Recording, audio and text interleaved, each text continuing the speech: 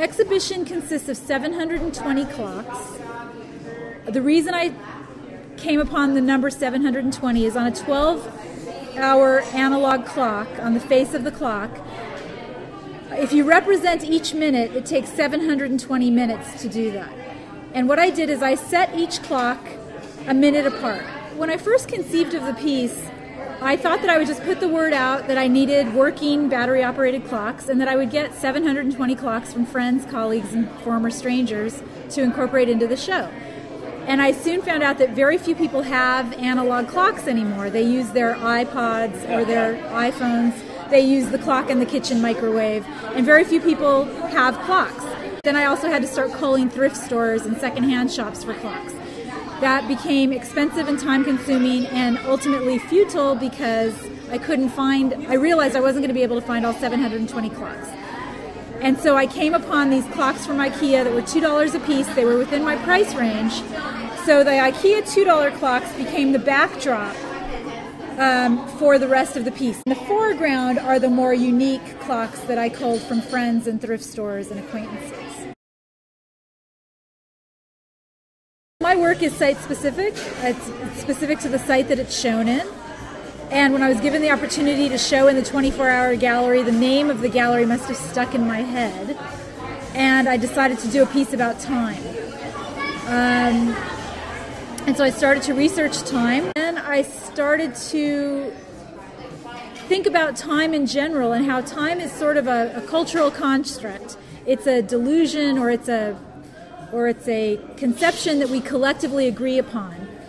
But our clocks are, that's what we go by in our culture, in 21st century culture.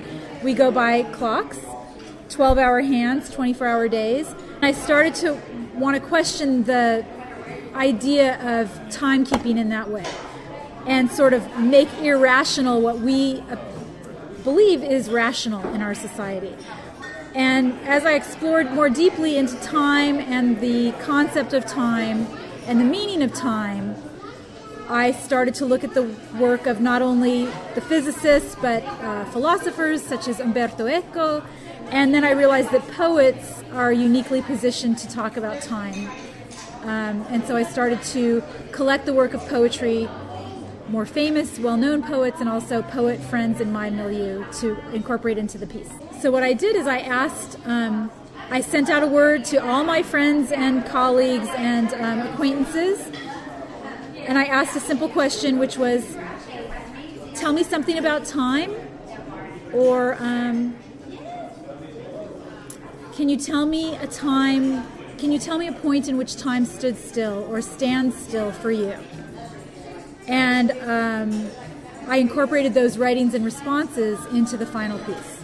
I started to collect time idioms because those became very interesting to me. It's amazing how much